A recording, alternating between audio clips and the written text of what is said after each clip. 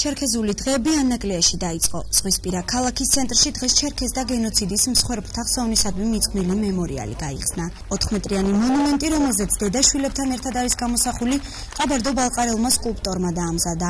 ხუსენ კოჩესკოვის ნამუშევარი კონკურსის შედეგად შეირჩა, რომელიც დიასპორის საკითხებში სახელმწიფო მინისტრის აპარატის მიერ იყო გამოცხადებული.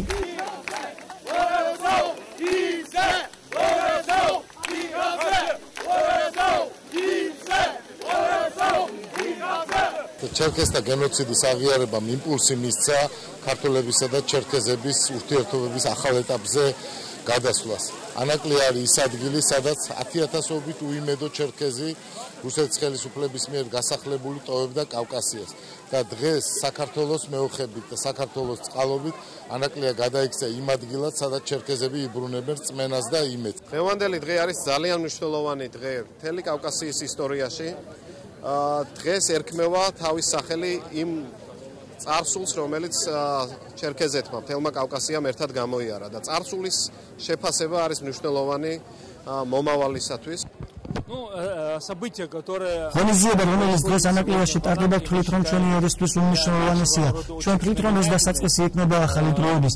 საქართველო ბოლო პერიოდში სწრაფად ვითარდება და თქვენი ქვეყანა აწესრიგებს ურთიერთობას მთელ კავკასიაში.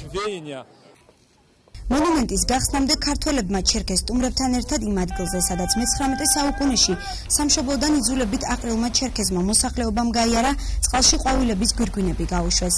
ამ სიმბოლური ჟესტით ღონისძიების მონაწილეებმა პატივი მიაგეს რუსეთის იმპერიის მიერ ჩერქეზი ხალხის მიმართ განხორციელებული გენოციდის მსხვერპლთა ხსოვნას.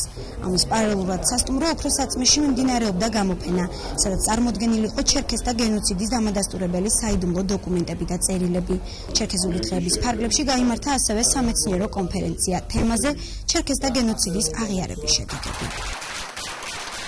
გავხსენეთ მემორიალი, ამჟამად ჩატარდება კონფერენცია, რომელიც მიეძღვნება გენოციდის სამართლებრივად აღიარების ფორმებს.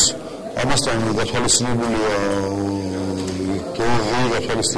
ისინი მოეწყო გამოფენები, როგორც ჩერქეზი ხალხის გენოციდის, ასევე მათი ისტორიის ამსახველი. ჩერქეზული დღეები ხვალ განმუხურის ამფითეატრში საზეიმო გალა კონცერტით დასრულდება. დღევანდელ ღონისძიებებს კი ჩერქეზ და დიასპორის წარმომადგენლები ესწრებოდნენ.